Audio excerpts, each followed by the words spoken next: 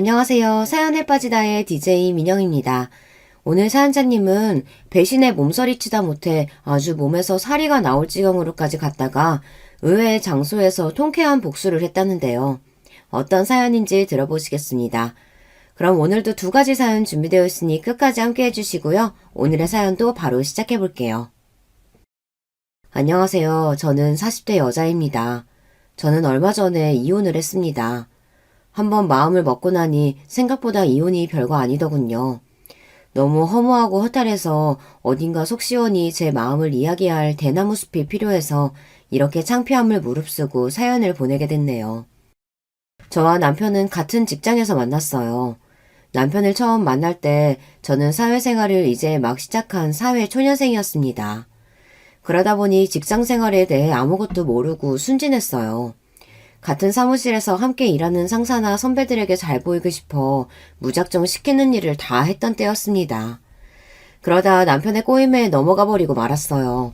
입사하고 첫 회식 때 옆자리에 앉았던 남편이 제가 받은 술을 흑기사로 연거푸 마셔줬어요.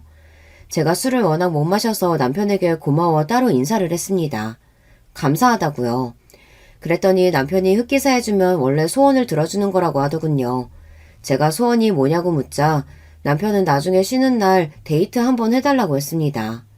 당시에 저는 대학도 졸업한 지 얼마 안 된 풋내기다 보니 선배 입에서 나온 데이트라는 말에 놀라기도 하고 가슴이 뛰기도 했습니다. 연애도 거의 해본 적 없다 보니 누군가에게 관심을 받는 게 익숙하지 않아 저도 모르게 선배인 남편에게 마음이 갔어요. 주말에 데이트나 하자던 남편의 말이 농담인 줄 알았는데 남편은 진심이었습니다. 정말 쉬는 날 따로 저에게 연락이 왔어요. 그렇게 저는 남편과 쉬는 날마다 데이트를 했습니다. 밖에서 만난 남편은 회사에서와는 달리 굉장히 다정하고 친절했어요. 저는 서서히 남편에게 빠졌습니다. 그렇게 석 달이 넘게 만났어요. 저는 당연히 남편과 사귀는 사이라고 생각했습니다. 같은 직장을 다니다 보니 회사에서는 절대 우리가 만나는 걸 사람들이 알면 안 된다고 해서 비밀로 하고 계속 만났어요. 그런데 얼마 뒤 말도 안 되는 일이 벌어졌습니다. 퇴근하고 집에 가려고 회사에서 나왔는데 웬 여자가 제 앞을 가로막고 서더라고요. 그러더니 다짜고짜 제 이름을 말하며 본인이 맞느냐고 묻더군요. 저는 뭣도 모르고 제 이름이 맞는다고 했습니다. 그러자 그 여자가 갑자기 제 머리끄댕이를 잡고 흔들었어요. 저는 영문도 모르는 상태로 처음 보는 여자에게 머리채를 잡힌 채 여기저기 끌려다녔습니다. 여자 힘이 얼마나 좋은지 벗어날 수가 없었어요. 그때 퇴근하고 나오던 다른 동료들이 그 여자를 말려주지 않았다면 저는 아마 그날 제 머리털을 그 여자에게 다 뽑혔을 거예요. 점점 더 저희 주변으로 사람들이 몰려들자 여자는 더 흥분해서 사람들에게 들으라는 듯 고래고래 소리를 질렀어요. 여기 좀 보세요. 이 여우 같은 년이 저랑 약혼까지 한 남자를 뺏어갔어요. 다들 자세히 좀 보세요. 여자의 말에 저는 놀라서 여자를 밀쳐냈습니다. 그리고 저는 무슨 소리를 하는 거냐고 따져 물었어요. 제가 도대체 누구를 뺏었다는 건지 알 수가 없으니까요. 역시 남의 남자한테 꼬리치는 것들은 이렇게 뻔뻔하다니까. 영업부 이영수 대리, 너도 알지? 그 남자가 바로 내 남자친구야. 네가 뺏어놓고 어디서 뻔뻔하게 굴고 있어. 여자는 자기 하고 싶은 말만 떠들더니 또 제 머리를 붙잡으려고 했어요. 저는 순간 이건 아니다 싶어서 여자를 세게 뿌리쳤어요. 이영수 대리님 여자친구라고요? 그럴 리가 없는데. 잠시 뒤 퇴근하고 나오던 저의 남자친구 이영수 대리가 회사 밖으로 나오다 저와 그 여자의 모습을 보고 놀라 회사 뒤로 도망가는 모습을 보고야 말았습니다. 그 순간 제 머리끄덩이를 당기던 여자가 남자를 발견하고 미친 듯 쫓아갔어요. 저는 그 자리에 그대로 혼자 남겨졌습니다. 지나가던 사람들은 저를 보며 다들 수군거렸어요. 그날 이후 저는 졸지에 약혼녀가 있는 회사 선배를 꼬신 내연녀가 되고 말았습니다. 다음날 회사에 갔더니만 아무도 저에게 말을 안 걸고 뒤에서 쑥덕거리기만 하더군요. 거기다가 남자친구는 제 전화도 받지 않았습니다. 저는 첫 직장에서 이런 말도 안 되는 일을 겪게 될 거라고는 상상도 못했어요. 그리고 그날 저녁 더 믿기지 않는 일이 벌어졌습니다. 퇴근하고 집에 돌아오는 길에 남자친구가 집 앞에 찾아왔더라고요.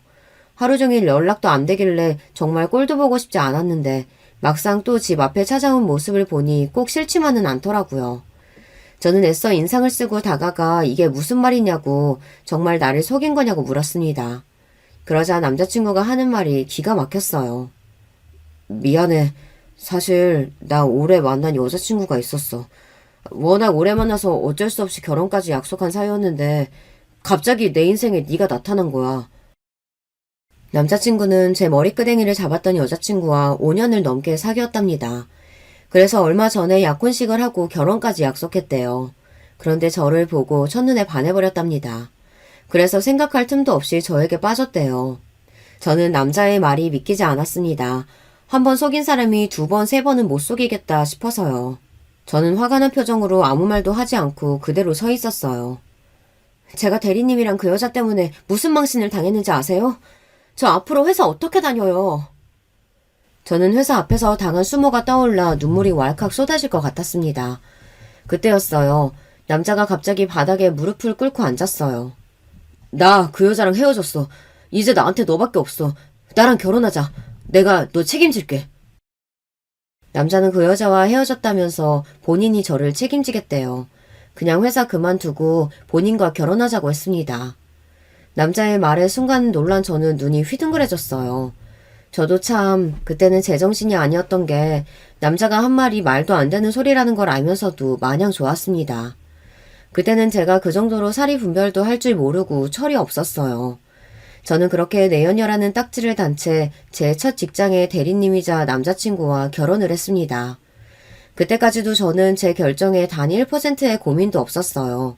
그 정도로 남편을 많이 사랑했기 때문에 사람들이 뭐라고 수군거리든 상관없었습니다. 그런데 제 결정이 잘못된 선택이었다는 걸 알게 되는 데는 얼마 걸리지 않았습니다. 결혼식을 올리고 딱 한 달 정도 됐을 때부터 제 결정이 틀렸다는 걸 깨닫게 되었어요. 저는 결혼식을 하기 한 달 전에 회사를 그만뒀어요. 저는 그만둘 생각이 없었는데 남편이 그러기를 바랬습니다. 자기도 알다시피 우리 아버지가 일찍 돌아가셔서 어머니랑 둘이서만 살았잖아. 결혼하고 내가 본가에서 나오면 어머니께서 혼자서 너무 적적하실 것 같아. 그래서 그러는데 우리가 어머니 모시고 살면 안 될까? 사실 어머니랑 나랑 살던 집도 넓어서 셋이 사는 데는 전혀 문제 없거든. 결혼 날짜를 잡고 나서 남편은 저에게 시어머니를 모시고 살면 안 되겠냐고 부탁했습니다. 남편이 강요한 건 아니지만 저는 고민이 많이 됐어요. 시어머니께서 연세가 많으셔서 건강이 좋지는 않았거든요.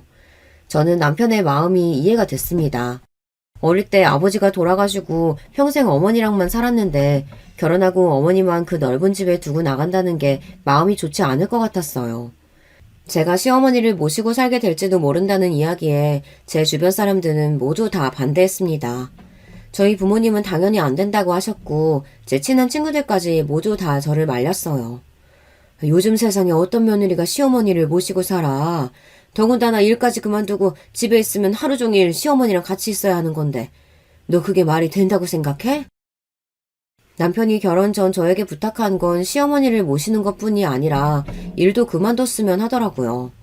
본인이 가장으로서 열심히 일할 테니 저는 시어머니를 모시면서 살림하는 데 집중했으면 했어요. 너희 남편 될 사람 도대체 어느 시대 사람이야? 혹시 조선시대에서 온 거 아니냐? 그래! 너 생각 잘해. 아무리 남자가 좋아도 중고등학교 내내 뼈 빠지게 공부하고 힘들게 대학까지 가서 남들 들어가기 힘들다는 대기업까지 들어갔는데 결혼과 동시에 시어머니 수발 들겠다고 그만두는 거 그거 진짜 말도 안 된다. 다들 저를 걱정해서 하는 소리였지만 그때는 왜 그랬는지 정말 귀에 하나도 들리지 않았어요.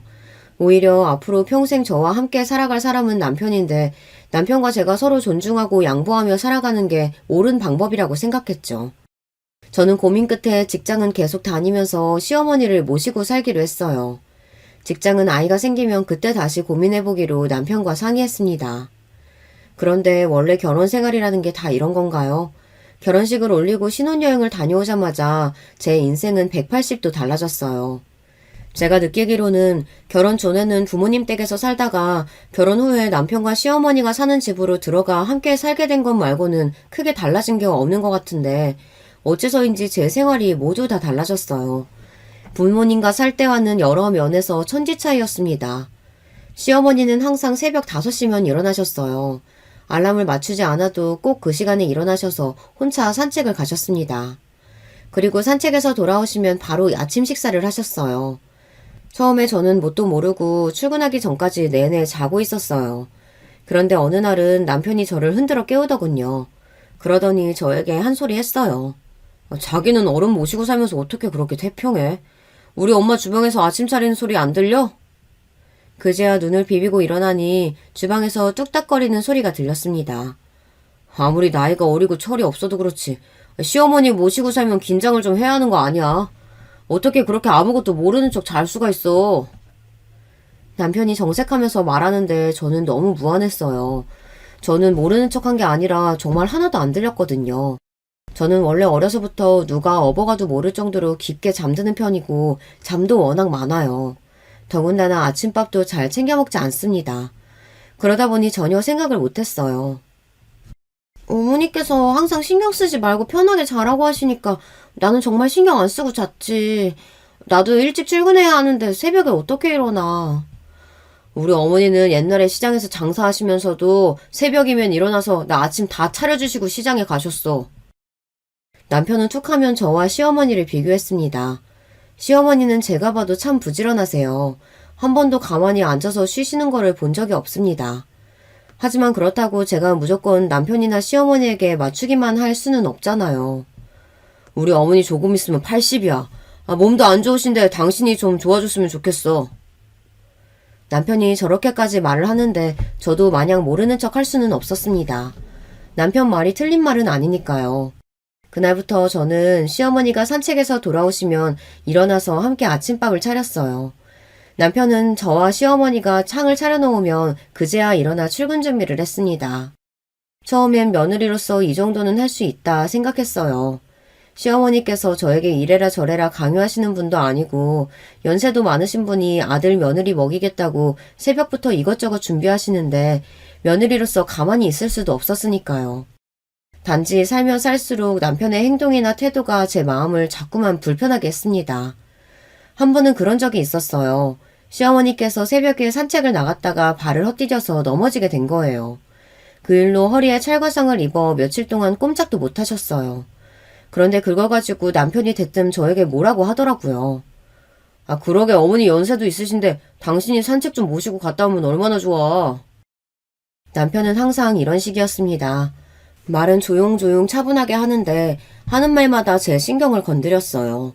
새벽에 넘어진 시어머니를 모시고 회사에 반차까지 내고 병원에 갔다 온 사람한테 저딴 소리를 하는데 저는 정말 손이 부들부들 떨리더군요. 목구멍까지 욕이 차 있었어요. 항상 이성적이고 차분한 남편과 살며 저도 나름대로 조금씩 쌓인 것들이 있었습니다. 저도 출근하랴 집안일하랴 결혼하고 하루도 제대로 쉬어본 적이 없어요. 주말에도 언제나 새벽 5시면 일어나시는 시어머니 덕분에 쉬는 날도 늦잠은 자본 적도 없습니다.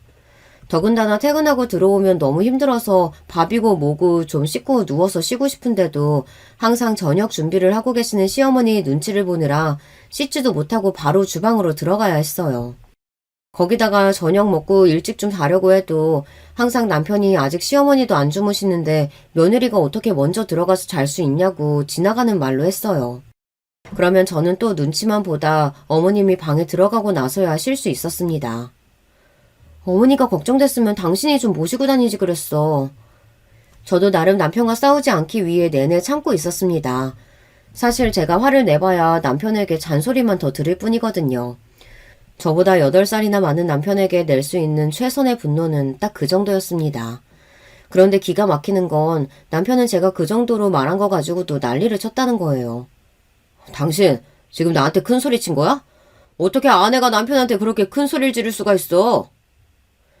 남편은 평소 저에게 하고 싶은 말 다 하고 살면서 제가 조금만 언성을 높여도 어떻게 그럴 수 있냐며 면박을 주었습니다.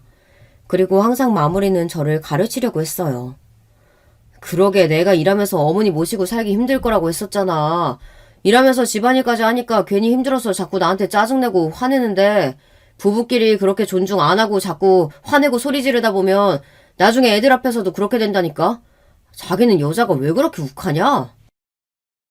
남편과 말하다 보면 벽과 이야기를 하는 것 같아요. 제 말은 항상 틀린 말이고 본인 말이 다 맞아요. 내가 힘든 거 당신도 알면 당신도 좀 도와주면 되잖아. 당신은 어떻게 집에 오면 손 하나 까딱을 안 해? 이거 봐, 이거 봐. 또 흥분해서 소리 지르고. 내가 우리 집 가장인데 밖에서 열심히 일하려면 집에 와서 쉬어야지. 집에서까지 일하면 밖에 나가서 일이 되겠어? 결론은 항상 똑같았어요. 제가 좀 도와달라고 하면 남편은 그러니 회사를 그만두라는 말만 했습니다. 본인이 혼자 벌어도 우리 세 식구 충분히 살 수 있는데 굳이 힘들게 뭐하러 일하려고 하냐고 했습니다. 결혼한 이후 남편과 저는 부서가 달라지기는 했지만 같은 회사에 다닌다는 걸 남편이 썩 편해하진 않았어요. 아무래도 보수적인 분위기의 회사다 보니 부부가 한 직장에 다니는 걸 가지고 알게 모르게 뒤에서 쏙닥거리는 게 있으니까요. 하지만 저는 회사를 그만두고 싶지 않았습니다. 결혼 전에는 아이가 생기면 그만둘 수도 있겠다 싶었습니다. 하지만 막상 결혼하고 나니 더 그만두고 싶지 않았어요. 남편과 시어머니와 함께 사는 집에서 벗어날 만한 공간이 저에게도 필요했습니다. 그 이후로도 시간이 지나면 지날수록 저는 남편과 이야기를 할 때마다 자꾸만 억울하고 속이 답답한 느낌이 들었어요. 결혼하고 내내 그렇게 살다 보니 저는 항상 가슴에 울분이 차 있었습니다. 그러던 중 회사에서 안 좋은 일이 있었어요. 거의 제가 맡기로 확실시 되어 있던 일이 있었는데 막판에 결과가 뒤집혀서 남자 동기가 하게 됐습니다. 그 일만 맡게 되면 다음 승진은 따놓은 당상이었는데 너무 속상했어요. 그런 와중에 같은 부서에 일하는 상사분이 저에게 하신 말이 충격이었습니다. 나랑 이 과장이랑 친한 거 알죠? 이 과장 말이 올해 임신 계획이 있다면서 이번 프로젝트 우리 팀에 엄청 중요한 일인데 진행하다가 김주임이 임신하기라도 하면 어떡해. 순간 저는 누군가에게 뒤통수를 세게 한 대 맞은 줄 알았습니다. 생각지도 못한 말에 너무 당황해서 말이 나오질 않았어요. 그날 저녁 저는 결혼하고 처음으로 남편과 크게 싸웠습니다. 우리가 언제 올해 아이 갖겠다고 계획을 했어. 나랑도 이야기 안 한 걸 다른 사람한테 떠들고 다니면 어떡해. 남편이 흥분해서 소리 지르는 걸 싫어한다는 거야 잘 알고 있었지만 그날은 도저히 저도 참을 수가 없었습니다. 너무 화가 나서 절로 눈물이 왈칵 쏟아졌어요. 제가 남편보다 후배고 남편보다 일을 잘 못해도 저도 나름대로 회사에서 잘 해내고 싶은 일들이 있습니다. 그런데 제가 남편에게 전혀 존중받고 있다는 느낌이 들지 않으니 참을 수가 없더군요. 결혼한 지 1년 정도 됐으면 당연히 애부터 가져야지. 그런 당연한 소리를 꼭 내 입으로 이야기해야 돼? 그리고 당신 욕심 너무 많은 거 아니야? 애 생기면 바로 회사 그만둘 사람이 그런 중요한 프로젝트 하겠다고 욕심내면 어떡해? 에휴, 이래서 여자 직원들은 책임감이라는 게 없다니까. 순간 저는 입에서 탄식이 절로 흘러나왔어요. 제가 이 정도로 아무것도 할 수 없는 사람이라는 게 답답해서요. 저는 꼭 최악이라도 한 것처럼 속이 꽉 막힌 것 같았어요. 그때 이후로 저는 달라졌습니다. 남편과 대화도 줄었고 좋아했던 회사 생활에도 슬슬 지쳐갔어요. 가정에서 받는 스트레스만으로도 힘들어서 회사에도 일도 잘 안 됐어요. 가정이든 일이든 뭐 하나 집중해서 하는 일이 없었습니다. 그러던 중 남편의 계획대로 첫째 아이가 생겼어요. 당시에 스트레스도 스트레스였지만 체력적으로도 힘든 때라 임신 초기에 고생을 좀 했어요. 입덧은 물론이고 살도 너무 많이 빠져서 몸에 힘이 하나도 없었어요. 결국은 병원에서 유산기가 있다는 말까지 들었습니다. 힘없이 어깨가 축 처진 채로 병원에서 나오는데 남편이 저를 붙잡고 잔소리를 하기 시작했어요. 이럴 줄 알았어. 그러게 내가 진작 일 그만두고 집에 있으라고 했잖아. 무슨 여자가 그렇게 남편 말을 안 듣고 고집이 세. 내일 당장 출근해서 사직서 내. 이러다 우리 애 큰일 나겠어. 무슨 일이 있어도 재수가 없을 정도로 차분하기만 했던 남편이 아이가 조산이 될 수도 있다는 말에 노발대발하더군요. 당장 저에게 회사를 그만두라고 했어요. 저는 남편에게 제대로 된 대답을 할 수가 없었습니다. 몸도 많이 지치고 힘들어서 그런 것도 있었지만 정말 제가 회사를 그만두고 싶은 건지 다니고 싶은 건지 판단이 서질 않았거든요. 그때였어요. 항상 저나 남편에게 이래라 저래라 이야기하신 적이 없던 시어머니께서 제 손을 꼭 잡으시더군요. 어린 나이에 결혼하고 시댁에 들어와서 시어머니 모시고 사느라 고생 많았지. 건강하고 예쁜 손주 보는 것도 중요하지만 우리 며느리 몸 탈날까봐 난 그게 걱정이다. 회사 그만두기 싫으면 회사에 휴가라도 좀 쓸 수 있는지 물어봐. 애도 애지만 너부터 챙겨야지. 시어머니께서 제 손을 잡고 제 눈을 바라보며 저부터 챙기라고 하시는데 순간 울컥 눈물이 났습니다. 일찍이 결혼한 제가 시어머니와 함께 산다는 게 사실 쉽지만은 않았어요. 솔직히 심정으로 원망스러울 때도 있었어요. 그래도 그동안 시어머니를 챙겼던 저의 마음은 진심이었는데 그 순간 시어머니께서도 제 마음을 이해해 주신 것 같아 마음이 뭉클했습니다. 애 낳으면 내가 다 키워줄 테니까 우리 며느리 하고 싶은 대로 해. 생각지도 못한 시어머니의 말씀에 저는 눈물을 참을 수가 없었습니다. 그대로 시어머니의 품에 안겨 펑펑 울었어요. 그 와중에 남편은 옆에서 눈치 없이 끼어들었습니다. 엄마 연세가 몇 살인데 애를 키워요. 당신 내 말대로 해. 당장 내일 회사에 사표부터 내. 알았지? 저는 오늘아 남편에게 제대로 대답도 하지 않았어요. 그리고 그날 밤 혼자 고민했습니다. 제 나이 고작 20대 후반이었고 내년이면 엄마가 되는데 지금 회사를 그만두면 언제 다시 일할 수 있을지 보장이 없었습니다. 저는 시어머니 말씀처럼 밤새 제가 정말로 원하는 게 무엇인지 고민했어요. 그리고 저는 회사를 그만두지 않고 다니기로 했습니다. 제 결정에 남편은 인상을 구기며 비아냥거렸지만 저는 신경 쓰지 않기로 했어요. 누가 보면 회사에서 대단하게 인정받는 직원인 줄 알겠네. 임신해서 회사 다니는 게 다른 직원들한테 얼마나 민폐인데 나까지 욕먹이려고 그런 짓을 해? 당신 욕 안 먹게 내가 알아서 잘할 테니까 걱정하지 마. 남편은 혀까지 끌끌 차며 철이 없다는 둥 고집이 세다는 둥 궁시렁거렸지만 저는 무시하기로 했어요. 남편의 고지식하고 이기적인 면은 저도 이제 다 적응했으니까요. 앞으로 제 일과 뱃속의 아이만 챙기며 살기를 다짐했답니다. 그렇게 저는 임신한 동안 일도 열심히 하고 태교도 열심히 했어요. 처음엔 그렇게 힘들었었는데 남편에게 무시당한 게 원동력이 됐는지 일도 다시 재밌어지더라고요. 그 덕분에 아이도 건강하게 나왔습니다. 출산 후 육아휴직을 하고 시어머니와 육아도 열심히 했어요. 시어머니는 건강도 좋지 않으신데 저를 많이 도와주셨어요. 남편이 육아에 전혀 관심이 없다 보니 시어머니께서 저를 위해 더 많이 힘써주셨습니다. 남편은 아이가 태어나고 나서 전보다 더 밖으로 돌았어요. 말로는 이제 식구가 하나 더 생겼으니 더 일을 열심히 하는 거라고 했지만 제가 보기엔 매일 회사 직원들이랑 회식하고 술만 마시러 다니는 것 같았죠. 그래도 곁에 시어머니가 계셔서 그런지 남편 때문에 크게 서운하지도 힘들지도 않았어요. 아이를 키우는 동안 시어머니 도움을 너무 많이 받아서 그런지 저는 어느새 시어머니와 절친이 되어 있었습니다. 심지어 시어머니 없이 육아를 한다는 건 상상도 할 수 없을 정도였어요. 만약 시어머니와 함께 살지 않았다면 저는 100% 육아 우울증에 걸렸을 거예요. 그맘때 남편은 거의 집에 없었기에 모든 육아와 집안일을 제가 다 감당해야 했거든요. 점점 더 밖으로만 도는 남편 때문에 힘들기는 했지만 시어머니께서 항상 제 편을 들어주셔서 힘이 났습니다. 그러던 어느 날이었어요. 그날도 남편은 밖에서 뭘 하고 왔는지 술에 잔뜩 취해 집에 들어왔습니다. 저는 남편이 들어오는 소리를 듣고도 상종하고 싶지 않아 눈을 감고 잠든 척 했어요. 그런데 방에 들어온 남편이 누워있는 저를 보자마자 소리를 지르더군요. 이 집 가장이 들어왔는데 마누라가 일어나지도 않고 뭐하는 거야? 빨리 일어나서 내 옷 받아야지. 아무리 술을 먹어도 집에 와서 행패를 부린 적은 없었는데 그날은 뭐가 안 좋은 일이 있었는지 혼자 성질을 내며 시끄럽게 하더군요. 저는 시어머니와 애가 깨기라도 할까봐 자리에서 벌떡 일어났습니다. 이 새벽에 들어와서 뭐하는 거야? 그러다 어머님이랑 애 깨겠어. 깨든지 말든지 가장이 들어왔으면 다들 벌떡벌떡 일어나야지. 남편은 도대체 술을 얼마나 먹었는지 눈도 제대로 뜨지 못했습니다.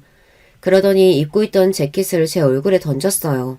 그러면서 한다는 말이 어이가 없었습니다. 에이구, 집구석이라고 들어와서 반기는 사람이 하나 없으니 들어오고 싶지가 않네. 남편은 술 냄새를 풀풀 풍기며 막말을 해대더니만 그대로 침대에 엎어져 잠이 들었습니다. 저는 제 얼굴에 닿았다가 바닥에 떨어진 남편 재킷을 보는데 순간 눈물이 울컥 올라왔어요. 바닥에 떨어진 재킷이 꼭 제 모습 같았거든요. 집에서 아이만 키워서 마음이 약해졌는지 어쩐지 저도 남편에게 버려졌다는 느낌이 들었어요. 제가 어쩌다가 이런 인간과 결혼하게 됐을까 후회가 막심했습니다.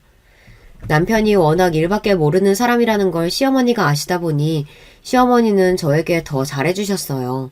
남편이 그렇게 술에 만취해 들어온 다음 날이면 시어머니께서 애를 봐줄 테니 친구들이라도 만나고 오라고 하셨죠. 그날도 남편이 저에게 소리 지르는 걸 들으셨는지 다음날 아침밥을 차려주시면서 나가서 바람 좀 쐬고 오라고 하시더라고요. 저는 마음이 좋지 않아 못 이기는 척 친구들을 만나고 들어왔습니다. 그런데 언젠가부터 친구들을 만나고 들어와도 마음이 풀리지 않았어요. 사실 남편 이야기라는 게 정말 가까운 사람한테도 하기가 어렵잖아요. 결국은 제 얼굴에 침 뱉기니까요. 제 결혼 스토리를 다 아는 친구들은 제가 무슨 말만 해도 단번에 이혼하라고 했어요. 제가 애도 있고 시어머니께 미안해서 이혼 생각은 해본 적도 없다고 하면 저를 답답하게 생각했습니다. 친구들을 만나봐야 항상 그런 소리만 듣다 보니 저도 서서히 친구들을 안 만나기 시작했어요. 그냥 시어머니와 아이와 있는 게 가장 좋았습니다. 그렇게 시간이 흘러 육아휴직이 얼마 남지 않은 주말이었어요. 시어머니께서 오랜만에 노인정 친구분들이랑 놀러 가신다고 해서 저도 아이를 데리고 동네 키즈카페에 갔는데요. 거기서 우연히 생각지도 못한 사람을 만났어요. 바로 남편의 전 여자친구였습니다. 회사 앞에서 제 머리끄댕이를 잡았던 바로 그 여자요. 그 여자도 결혼했는지 애를 데리고 왔더라고요. 다시 생각해도 참 세상이 좁아요. 그 많고 많은 키즈카페 중에서 하필이면 거기서 딱 마주칠 수가 있을까요? 저는 애써 애를 데리고 슬쩍 나오려고 했습니다. 그 무식한 여자와 애를 데리고 마주쳐봐야 좋을 게 없으니까요. 애를 데리고 입구에서 신발을 신으려던 그때 그 여자도 애를 데리고 나오려던 참이었는지 현관에서 딱 마주치고 말았어요. 여자도 저를 보더니 놀라서 소리까지 지르더라고요. 그러면서 한다는 말이 이게 얼마만이냐며 반가워했어요. 순간 저도 모르게 미간이 구겨졌습니다. 우리가 만나서 반가운 사이도 아닌데 얼마만이냐고 물으니 어이가 없더라고요. 세상에, 어떻게 여기서다 만나요? 근데 애가 제법 크네요. 애가 몇 살이에요? 여자는 마치 우리 사이에 아무 일도 없었던 것처럼 태연하게 제 아이에 대해 물었습니다. 저는 대충 아이 개월수만 이야기하고 꾸벅 인사를 했어요. 한시라도 빨리 이곳을 벗어나고 싶어서요. 그런데 그 여자가 제 팔을 잡더니 지난 일을 사과하고 싶다며 차 한 잔 마시자고 하더군요. 저는 한사코 거절했지만 여자는 완강했어요. 할 수 없이 저는 애를 데리고 근처 커피숍에서 제 머리끄댕이를 잡았던 여자와 커피를 마셨습니다. 그런데 그날 저는 평생 모르고 살았으면 좋았을 이야기를 듣고 말았어요. 여자는 저에게 사과하고 싶다고 커피숍에 데려가 놓고는 쓸데없는 질문을 자꾸만 해댔습니다. 다짜고짜 저에게 이영수와 결혼한 게 맞냐고 묻더니만 지금 누구랑 어디에 사느냐고 묻더군요. 저는 그 순간 바로 이 여자와 커피숍에 들어온 걸 후회했어요. 저는 이영수 대리와 결혼했고 지금은 시어머니와 함께 살고 있다고 대답했어요. 그게 사실이니까요. 그런데 그 순간 여자는 뭐가 재미있는지 사람들이 다 쳐다볼 정도로 소리까지 내며 웃더군요. 저는 기분이 나빠서 여자에게 왜 웃느냐고 물었습니다. 그러자 여자가 하는 말이 기가 막혔어요. 이영수가 그쪽한테 뭐라고 했는진 모르겠지만 사실 그쪽이랑 바람 피우던 거 나한테 들키자마자 손이 발이 되게 싹싹 빌었어요. 그러면서 시어머니 안 모시고 살아도 되니까 제발 본인이랑 결혼해달라고 무릎까지 꿇더라고요. 저는 순간 머리가 띵하고 정신이 아득했습니다. 우리가 약혼하고 얼마 안 돼서 이영수가 자꾸 나한테 시어머니 모시고 살면 안 되냐고 조르더라고요. 나는 너무 싫어서 절대 안 된다고, 그럴 바에 결혼 안 한다고 못을 박았더니만 그 새끼가 바로 그쪽이랑 바람을 피운 거예요.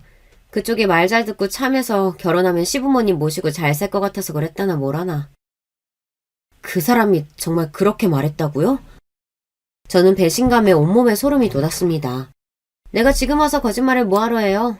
안 그래도 이영수가 그쪽이랑 결혼했을까 안 했을까 궁금하기는 했었는데 진짜 어머니까지 모시고 살 줄은 몰랐네요. 이영수가 역시 여자 보는 눈은 있네. 진짜 참하고 좋은 여자 잘 골랐어. 여자가 혼자 크크거리면서 웃는데 저는 속이 부글부글 끓었습니다. 저는 얼굴이 화끈거려서 도저히 참을 수가 없었습니다. 저는 자리에서 벌떡 일어나 테이블 위에 있던 물잔을 들어 여자의 얼굴에 부었습니다. 아! 당신 지금 뭐 하는 거야? 나한테 그때 일 사과하고 싶다면서. 사과는 필요 없고 나도 당신한테 똑같이 망신을 줘야 내 마음이 풀릴 것 같아. 저는 그대로 아이를 데리고 커피숍을 나왔습니다. 재수없는 연예계에 물 한 컵 다 붓고 나왔는데도 속이 풀리지 않았어요. 정말 애가 아니었다면 그 자리에서 그 여자 뺨을 날렸을지도 몰라요. 그 정도로 화가 난 마음을 주체할 수가 없었습니다. 그런데 그건 시작에 불과했어요. 그날 저녁 남편과 이혼할 정도로 심각하게 한바탕 했습니다. 낮에 만난 미친 여자 이야기를 하려고 밤새 기다리고 있었는데 그날도 남편은 술에 취해 늦게 들어왔어요. 제가 분명히 전날 시어머니께서 여행 가셔서 안 계시니 일찍 오라고 했는데도 그렇게 취해서 들어온 거죠. 안 그래도 화가 나는데 남편은 저에게 씻을 수 없는 실수를 했습니다. 남편이 씻고 나오길래 이야기 좀 하자고 했는데 남편은 너무 피곤하다면서 침대에 눕자마자 잠들었어요. 저는 한숨을 쉬고 자려고 누웠습니다. 그런데 그날 새벽 남편이 자다가 잠꼬대를 하는데 이상한 소리를 했어요. 갑자기 저를 꼭 끌어안더니 제 이름이 아닌 다른 여자 이름을 부르더라고요. 그것도 아주 다정하게 불렀습니다. 우리 이리 좀 와봐. 오빠 좀 꼭 안아줘. 순간 저는 온몸에 소름이 돋았습니다. 그리고 촉이 왔어요. 이건 절대 실수가 아니라는 촉이 왔죠. 저는 이 일을 남편에게 말해야 하나 말아야 하나 고민했습니다. 말을 하더라도 어떤 식으로 해야 할지 혼자 생각이 많았어요. 그런데 그러던 중 생각지도 못한 일이 벌어졌습니다. 시어머니께서 얼마 전부터 식사를 통 못하시고 배가 자꾸 욱신거린다고 하셔서 모시고 병원에 갔어요. 간 김에 이것저것 싹 다 검사를 했습니다. 그런데 의사가 말도 안 되는 소리를 했어요. 시어머니께서 간암이시라고 당장 수술을 해야 한다고 했습니다. 정말 청천벽력과도 같은 말이었어요. 그동안 병원에도 자주 가고 검사도 꼬박꼬박 했는데 왜 이런 일이 생긴 건지 믿을 수가 없었죠. 의사는 가족들 다 바로 검사를 해야 한다고 했어요. 가족 중에 맞는 간이 있으면 바로 수술을 해야 한다고요. 남편과 저는 시간을 지체할 수 없으니 바로 둘 다 검사부터 받았습니다. 그때 남편이 저에게 굉장히 고마워했어요. 자식인 나도 쉽지 않은 일인데 당신이 바로 검사 받겠다고 해서 나 정말 감동받았어. 너무 고마워. 내가 어머님한테 고마운 게 얼마나 많은데 당연한 일이지. 그전까지 남편과 저는 부부라고 하기도 민망할 정도로 사이가 별로 좋지 않았어요. 남보다 못한 관계로 대면대면 지냈습니다. 그런데 시어머니의 병을 알게 된 이후에는 누구보다 서로에게 의지하고 힘이 되어주려고 노력했어요. 남편도 그때는 제 마음을 알아주는 것 같아 고마웠습니다. 그러던 중 불행 중 다행히도 제가 어머니에게 간을 이식해줄 수 있다는 검사 결과를 받았습니다. 남편은 맞지 않았어요. 결과를 듣고 남편은 저에게 너무 미안해했습니다. 본인이 해야 하는데 저에게 너무나 큰 짐을 준 것 같다며 마음 아파하더라고요. 진심으로 마음 쓰는 남편의 모습을 보니 저도 모르게 마음이 뭉클했습니다. 그동안 남편에게 화가 나고 서운했던 일들이 까마득하게 잊히는 것 같았어요. 남편이 시어머니의 간암 판정을 듣고 얼마나 마음 졸이고 힘들어했는지 가장 잘 아는 저로서는 수술이 하나도 무섭지 않았습니다. 오히려 제가 시어머니를 도울 수 있다는 게 기뻤어요. 수술을 하기로 결정하고 저희 집은 한바탕 난리가 났습니다. 친정 부모님은 절대 안 된다고 노발대발 하셨어요. 내가 너 결혼해서 시어머니 모시고 산다고 했을 때부터 마음에 안 들었는데 네가 그렇게 해서라도 이서방이랑 결혼해야겠다고 해서 할 수 없이 넘어간 거야. 근데 이제는 뭐? 시어머니한테 간을 줘? 너 미쳤니? 그래. 아버지도 웬만하면 네가 하는 일에 반대하고 싶지 않지만 애 낳은 지도 얼마 안 돼서 그런 큰 수술을 어떻게 해. 그러다 네 몸 상하면 어쩌려고. 부모님 마음이야 제가 모르는 게 아니다 보니 저도 마음이 좋지 않았습니다. 결혼하고 지금까지 저 사느라 바빠 정작 우리 부모님은 챙기지도 못했는데 이제와 시어머니한테 멀쩡한 간까지 떼어준다고 하니 화가 나실 만도 했죠. 하지만 지금 당장 수술하지 않으면 시어머니가 돌아가실 수도 있는데 저에게는 고민할 시간이 없었어요. 결혼하고 엄마 아빠한테는 내가 잘못한 거 너무 잘 알아. 하지만 결혼하고 지금까지 살면서 시어머니가 널 얼마나 아껴주고 챙겨주셨는지 몰라. 나 우리 어머님 없으면 못 살아. 그러니까 엄마 아빠가 저 좀 이해해 주세요. 부모님은 제 말에 닭똥 같은 눈물을 주룩주룩 흘리셨어요. 제 고집이 얼마나 센지 잘 아시다 보니 더 이야기를 하지 못하셨죠. 친구들도 마찬가지였어요. 나는 도무지 널 이해할 수가 없다. 너희 시어머니 간암 걸린 거야 슬픈 일이지만 네가 그 검사를 굳이 뭐하러 해. 그래. 네 남편 도대체 뭐가 이쁘다고 시어머니한테 간까지 떼주냐? 으이구 이 헛똑똑아. 부모님도 친구들도 아무도 저를 이해해주지 않았어요. 다들 저더러 멍청하다고 했습니다. 더군다나 시어머니까지도 수술을 받지 않겠다고 고집을 피우셨어요. 이미 수술 날짜도 다 잡아둔 상태인데 자꾸 수술을 안 받고 퇴원하시겠다고 했습니다. 이제 다 죽어서 죽을 날만 남았는데 그깟 남이 뭐라고. 어차피 썩어 문드러질 몸뚱이 그것 때문에 우리 며느리 간을 왜 떼? 난 절대로 수술 안 할 거니까 괜한 소리 하지 마라. 시어머니가 그렇게 화내는 모습은 결혼하고 처음 봤어요. 수술 안 하면 엄마가 죽을 수도 있는데 무슨 그런 소리를 해. 제발 자식들 말 좀 들어요. 그래요, 어머니. 제가 수술해서 어머님 건강해지실 수 있다면 전 다른 것도 다 떼어드릴 수 있어요. 진심이었습니다. 수술만 하면 시어머니가 살 수 있다는데 제가 뭐든 못하겠어요. 저는 하루라도 빨리 수술해서 어머님이 건강해지기만을 바라고 있었습니다. 병원에서 항암받을 때마다 속이 메스꺼려서 먹지도 못하고 매일 토하시기만 하시는데 너무 안쓰러워서 견딜 수가 없었거든요. 내가 젊고 예쁜 우리 며느리 멀쩡한 간을 어떻게 받아. 아휴, 앞으로 나더러 우리 며느리 얼굴 어떻게 보라고.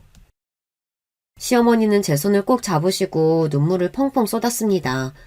저에게도 저희 부모님에게도 너무 죄송해서 어떡하냐고 울부짖으셨어요. 그런 시어머니의 마음을 모를 리 없는 저는 시어머니를 꼭 안아드렸습니다. 그리고 저는 수술 안 받으시면 다시는 시어머니 얼굴 안 볼 거라고 투정을 부렸습니다. 그러자 시어머니는 말없이 저를 꼭 안아주셨어요. 얼마 뒤 시어머니와 저의 수술 날짜를 잡았습니다. 수술을 앞두고 이런저런 검사를 하러 병원에 왔다 갔다 하다 보니 시어머니 담당 의사와 간호사들과도 꽤 친해졌습니다. 의사 선생님은 저를 볼 때마다 툭툭 한마디씩 말을 걸었어요. 아내가 시어머니 위해서 간도 떼주시는데 왜 남편분은 항상 같이 안 오세요? 아휴, 같이 오기는요. 아이 낳을 때도 한 번도 병원에 같이 가준 적이 없는 사람인데 수술한다고 다르겠어요. 저야 워낙 익숙해서 별로 신경 쓰지 않았는데 주변에서는 보기에 이상했나 봐요. 수술까지 앞두고 있는데 남편이 병원에 코빼기도 안 보이는 게 말이죠. 저는 이미 남편에게 기대하는 바가 없다 보니 실망스럽지도 않았습니다. 오히려 제가 이식 수술을 결정하고 나서 자꾸만 본인 딴에는 친정에 잘 보이겠다고 과일도 보내고 고기도 보내는데 그게 더 이상하더라고요. 사람이 안 하던 짓을 하면 죽는다는데 이 인간이 죽을 병에 걸렸나 싶어서요. 거기다가 툭하면 저에게 먹고 싶은 거 있냐, 갖고 싶은 게 있냐 물어봤어요. 저는 그럴 때마다 헛웃음이 튀어나왔습니다. 사람 하는 짓이 너무 뻔하게 보이니까요. 아이고, 진작에 나한테 잘하지 그랬어. 자기 엄마 살려준다니까 이제야 알랑방귀 뀌는 것 좀 봐. 난 다른 거 필요 없고 수술 끝나고 나서도 나나 어머님한테 잘해. 우리 아들한테도 잘하고. 그럼 세상에 당신 같은 마누라가 어딨어. 내가 진짜 할 수만 있다면 효부비라도 하나 떡하니 만들어주고 싶다니까. 남편은 저에게 고맙다며 뭐든지 다 해주고 싶다고 했어요. 그 순간 저도 마음이 움직였습니다. 그전에는 이 남자와 정말 평생 같이 살 수 있을까 매일 고민하곤 했는데 그런 큰일을 함께 겪고 나니 그냥 이렇게 사는 것도 나쁘지 않겠다 싶더라고요. 그런데 저는 세상을 몰라도 너무 몰랐습니다. 제가 너무 긍정적으로만 생각했나 봐요. 언제 또 뒤통수를 맞을지 모르는데 말이죠. 얼마 뒤 수술을 앞두고 저와 시어머니는 입원을 했습니다. 남편은 저에게 뭐든 해주겠다고 하더니만 시어머니와 저만 쓸 수 있는 VIP 병실을 예약을 했더라고요. 사람이 참 중간이 없는 사람입니다. 수술하기 위해 검사할 게 많아 수술 전날 입원을 했는데 의사 선생님이 저더러 정말 괜찮냐고 여러 번 물으시더라고요. 하도 여러 번 물으시니 제가 후회할까봐 이러시나 싶은 정도였죠. 의사생활 20년 하면서 며느리가 시어머니한테 간이식 해주는 경우는 저도 처음 봐서 그래요. 정말 힘든 결정하셨습니다. 저랑 우리 어머니 사이는 일반적인 고부관계랑은 달라요. 사실 전 우리 남편보다 시어머니가 더 좋거든요. 시어머니 아니었음 진작 남편이랑 살지도 않았을 거예요. 저도 수술을 앞두고 긴장하긴 했는지 의사 선생님 앞에서 별말을 다 했습니다. 제 말에 의사 선생님은 웃으시더니 최선을 다해 예쁘게 수술 잘해줄 테니 걱정하지 말라고 하셨어요. 그리고 다음날 드디어 수술날이 밝았습니다. 저와 시어머니는 한 병실에 누워 있었어요. 그런데 수술 시간이 가까워져 오는데도 남편은 코빼기도 보이질 않았습니다. 저는 아무렇지 않았는데 시어머니는 아무래도 신경이 쓰이셨는지 남편에게 전화를 거시더라고요. 그러고는 남편에게 버럭 소리부터 지르셨습니다. 너 지금 어디야? 하나밖에 없는 어미랑 아내가 수술하는데 어떻게 병원에 코빼기도 안 보여? 바로 그때였습니다. 남편이 품 안에 한아름 꽃을 들고 병원 안으로 들어왔어요. 그러더니 저에게 그 큰 꽃다발을 주더군요. 아이고, 우리 어머니 암튼 성격 급하시다니까. 이것 때문에 그랬지. 병원에 꽃 반입이 안 된다고 밑에서 잡혀가지고 몰래 들어오느라 늦었어. 이거 당신이 연애할 때 좋아했던 후레지아 꽃이잖아. 봐봐, 이쁘지? 남편이 한아름 들고 있는 꽃다발을 보는데 저도 모르게 순간 눈물이 날 것 같았어요. 이게 얼마 만에 받아보는 꽃인지 생각도 안 나더라고요. 자, 이 꽃 보고 힘내서 수술 잘 받고 와. 내가 여기서 기다리고 있을게. 그렇게 저는 향긋한 후레지아 향기를 가득 머금은 채 수술실로 들어갔습니다. 그리고 몇 시간 뒤 저는 수술이 끝나고 회복실로 옮겨졌습니다. 제 수술이 끝나고 시어머니의 수술이 시작됐어요. 저는 다행히도 예상 시간보다 수술도 빨리 끝나고 회복도 빨라서 금방 병실로 올라왔어요. 그런데 병실에 올라온 저는 말도 안 되는 광경을 목격하고 말았습니다. 제가 누울 병실 침대에 남편과 웬 여자가 누워있더라고요. 더군다나 병실 안에 쪽쪽 소리가 울릴 정도로 둘이 입술을 맞추고 있었어요. 저와 함께 올라온 간호사가 놀라서 지금 병실에서 뭐 하시는 거냐고 소리를 지를 때까지 남편은 제가 들어온지도 몰랐습니다. 그제야 저를 발견한 남편은 놀라서 화들짝 침대에서 일어났어요. 여보, 생각보다 일찍 끝났네? 아무렇지 않은 얼굴로 저를 여보라고 부르는데 순간 온몸에 털이란 털이 다 곤두서는 것만 같았습니다. 그리고 남편의 옆에 있던 여자를 세게 쏘아보았어요. 여자는 꼭 술집 마담처럼 진한 화장을 하고 유별난 옷을 입고 있었습니다. 당신 지금 여기서 뭐 하는 거야? 술집 마담 같은 저 여자는 누구고? 아직 마취가 덜 풀렸는지 말도 잘 나오지 않는 목소리로 저는 간신히 소리를 질렀습니다. 그 순간 남편 옆에 있던 여자는 제가 술집 마담이라고 한 게 기분이 상했는지 지금 누구더러 술집 마담이라고 하느냐고 오히려 저에게 따져 물었어요. 그때였어요. 조금 전 저를 보고 놀란 토끼 눈으로 했던 남편은 어디 갔는지 순식간에 표정이 변했습니다. 그러더니 한다는 소리가 가관이더군요. 누구긴 누구야. 내가 사랑하는 여자지. 수술 끝낼 때까지 참아보려고 했는데 우리 자기가 너무 예뻐서 참을 수가 없는 거 있지? 남편은 드디어 돌았나 봅니다. 마누라인 저를 두고 옆에 있는 술집 여자같이 생긴 저 여자를 사랑한다네요. 그것도 제가 시어머니를 위해 수술을 하고 나온 지금 이 순간에 말이죠. 당신 수술하고 회복되면 차차 이야기하려고 했는데 안 되겠다. 이왕 이렇게 됐으니까 그냥 이야기할게. 나 당신이랑 이혼하고 이 여자랑 결혼할 거야. 저는 순간 하늘이 핑하고 도는 것만 같았습니다. 정말 눈앞이 아득해졌어요. 너무 놀라서 입도 뻥끗할 수가 없었습니다. 그때였습니다. 저를 데리고 병실에 돌아왔던 간호사가 어느새 나가서 제 담당 의사를 모시고 들어왔더라고요. 그리고 이 말도 안 되는 상황을 모두 다 지켜본 의사가 피식 비웃으며 남편에게 다가갔습니다. 이거 어쩌죠? 어머니께서 마취가 안 돼서 아직 수술을 못했어요. 아마 내일 다시 수술해야 할 것 같은데 환자분 어떡할까요? 그냥 수술하지 말까요? 세상에 어떻게 이런 일이 있을까요? 시어머니께서 자꾸만 마취해서 깨어나는 바람에 수술은 아직 시작도 못하고 있었대요. 그리고 누구보다 제 상황을 안타까워하던 의사선생님께서 저를 도와주기로 작정을 했으니 이미 이건 제가 이긴 판이었어요. 아니요, 선생님. 저 수술 안 해요. 제 간 어머니 안 드릴 거예요. 저는 미친 남편이 믿고 원망스러워서 마음에도 없는 모진 소리를 차갑게 뱉었습니다. 그리고 그런 제 마음을 이미 알아챈 의사선생님은 알겠다고 시어머니의 수술을 중단하겠다고 했습니다. 그러자 남편 이 인간의 얼굴이 순식간에 창백해졌어요. 아니 이게 무슨 소리예요? 안 돼 여보. 내가 잘못했어. 당신 말이 맞아. 저 여자 그냥 술집에서 만난 여자야. 내가 미쳤다고 저런 여자 때문에 당신이랑 헤어지겠어? 제발 날 용서해줘. 내가 어떻게 할까? 무릎이라도 꿇을까? 정말이지 저는 어이가 없어서 절로 웃음이 튀어나왔습니다. 세상에 저렇게 찌질한 인간이랑 제가 지금까지 뭘 보고 산 건지 후회가 되더라고요. 남편은 조금 전까지 껴안고 있던 여자를 밀어내며 저리 꺼지라고 소리를 질렀습니다. 그러더니만 제 앞에 무릎을 꿇고 앉아 용서해달라고 손이 발이 되게 빌었어요. 선생님, 저 너무 어지러워서 좀 쉬고 싶은데 외부인들 좀 쫓아내 주실래요? 말도 안 되는 상황에 간호사들은 킥킥거리고 배꼽까지 잡고 웃었습니다. 의사선생님의 말 한마디에 남편과 그 상간녀는 병실에서 쫓겨났어요. 남편은 쫓겨나면서도 어머니의 수술은 꼭 해야 한다고 울부짖었습니다. 남편이 병실을 나가자마자 저는 눈물이 터졌어요. 제 인생이 너무 불쌍해서요. 그때 의사 선생님이 제게 다가왔습니다. 이런 일이 생긴 건 환자분 잘못이 아니에요. 남편이 쓰레기였던 거죠. 의사 선생님의 단단한 위로에 저는 어쩐지 웃음이 터졌습니다.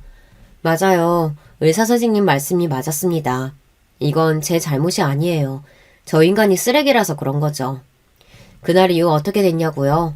시어머니는 예정대로 수술을 잘 마치셨고 현재 회복 중에 계십니다. 그런데 남편은 아직 몰라요. 정말 아직 수술을 못 받은 줄 알고 있습니다.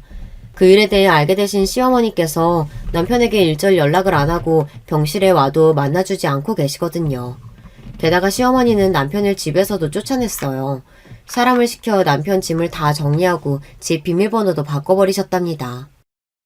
내가 아들 새끼를 저 따위로 키워서 너를 너무 힘들게 했다. 내가 위자료 두둑하게 챙겨줄 테니까 이혼하고 행복하게 살아. 괜찮다고 하는데도 시어머니는 본인이 가진 땅을 모두 제게 위자료를 주셨어요. 앞으로 당신이 죽어도 모든 재산은 저와 아들에게 주겠다고 유언장까지 써서 공증까지 받아놓으셨습니다. 그리고 다시는 아들놈과 상종하지 않으시겠대요. 시어머니와 남편 사이까지 갈려놓으려고 한 건 아닌데 일이 그렇게 되어버렸어요. 저는 남편과 이혼하고 상간녀에게 소장을 보낸 상태입니다. 당시 병원에 있던 의사와 간호사들이 모두 다 증언을 해줘서 수월하게 소송해서 제가 이길 수 있을 것 같아요. 사실 저는 생각보다 괜찮습니다. 남편이랑 대단한 정이 있어서 산 게 아니다 보니 오히려 이혼을 결정하는 게 어렵지 않았거든요. 단지 더는 시어머니와 살 수 없다는 게 마음이 아플 뿐이었죠. 시어머니는 다행히 수술 경과가 좋으세요. 제가 사는 집에서 멀지 않은 요양병원으로 들어가셨어요. 저는 시어머니를 뵈러 자주 병원에 갑니다. 인생이라는 게 참 한치 앞을 모르겠습니다. 좋았다가 나빴다가 또 좋았다가 최악이었다가 어쩜 이렇게 마음대로 되는 게 없는 줄 모르겠어요. 하지만 저는 최악의 상황까지 경험해봤으니 앞으로는 행복한 꽃길만 걷기 위해 최선을 다할 거예요. 제 이야기 끝까지 들어주셔서 감사합니다. 여러분의 앞날에도 항상 꽃길만 있으시길 바라겠습니다. 여러분, 두 번째 사연 시작하기 전에 좋아요, 구독 꼭 눌러주실 거죠? 그럼 두 번째 사연 바로 시작합니다. 안녕하세요. 저는 세상에서 가장 소중한 보물을 빼앗기고 하루를 버티며 살고 있는 60대 여성입니다. 저는 일찍 결혼을 했어요. 부모님의 권유로 나간 선자리에서 만난 남자는 다정하고 가정에 충실한 사람이었어요. 아침에 기분이 우울해 보였다고 퇴근길에 꽃을 사오는 그런 남자였죠. 남편과 저 사이엔 딸이 하나 있어요. 긍정 파워 가득한 사랑스러운 아이였죠. 요즘엔 딸바보란 말을 많이 쓰던데 남편이 딱 그런 사람이었어요. 딸아이를 위해서 그렇게 좋아하는 담배와 술을 끊을 정도였죠. 하지만 그런 남편은 딸아이가 초등학생이 되기도 전에 교통사고로 세상을 떠났습니다. 혼자 남은 저는 정말 매일이 막막했어요. 남편과 결혼하면서 집안 살림 외에는 아는 것이 없었던 제겐 당장 먹고 살아야 하는데 어떻게 해야 할지 몰랐죠. 마트에서 일하는 걸 시작으로 하루에 몇 개의 아르바이트를 해야 했어요. 하지만 그렇게 해서는 두 식구 겨우 먹고 살 정도밖에 되지 않았죠. 그러던 와중에 이종사촌이 제게 반찬가게 동업을 제안했어요. 제게 손맛이 있다는 소리를 많이 들었거든요. 고민 끝에 남편의 보험금으로 동업을 시작했죠. 물론 쉽지만은 않았어요. 갑자기 장사라니 단순간에 뚝딱 하고 될 리가 없죠. 그래서 시행착오도 많이 겪었고 고생도 많았어요. 하지만 저는 오로지 우리 딸아이를 남부럽지 않게 키우고 싶다는 마음뿐이었어요. 반찬가게는 입소문이 나면서 점차 자리를 잡아갔어요. 어느새 딸아이가 고등학생이 되었을 쯤에는 근방에서 맛집으로 알려지기도 했죠. 딸아이는 사춘기 한 번 없이 무난하게 잘 자라줬어요. 둘밖에 없어서 그런진 몰라도 우리는 대화를 많이 나누는 모녀였어요. 우리만큼 서로 간에 비밀이 없는 사이가 어디 있을까 싶을 정도였죠. 어느 정도였냐면 딸아이는 자신의 연애사도 제게 다 이야기할 정도였답니다. 대학 시절 그렇게 죽어라 공부를 하더니 딸아이는 졸업도 전에 회계사 자격증을 덜컥 따고는 바로 취업에 성공을 했죠. 지인들이 어찌나 부러워하는지 딸아이 이야기만 나오면 어깨가 으쓱할 정도였죠. 입에 올리기도 싫은 그놈을 만난 건 딸아이가 사회생활을 시작한 지 5년 차가 되었을 때였어요. 하루는 소개팅에 있어서 늦는다고 연락이 와서 웬일로 그런 자리에 나가는가 싶었어요. 저도 몇 번 권해봤지만 질색을 했거든요. 딸아이는 그날 약간은 상기된 얼굴로 돌아왔어요. 얼굴이 좋아 보인다. 왜? 괜찮은 사람이라도 만났어? 아직은 잘 모르겠는데 같이 있는데 재밌더라고? 또 보기로 했어. 오랜만에 그런 딸아이의 얼굴을 봐서 저도 덩달아 기분이 좋더라고요. 어떤 남잔지 궁금했지만 꾹 눌러 참았죠. 소개팅이 있고 6개월 정도 지났나 딸아이가 그때 만났던 남자와 진지하게 교제를 하는 중이라고 하면서 이야기를 꺼내더군요.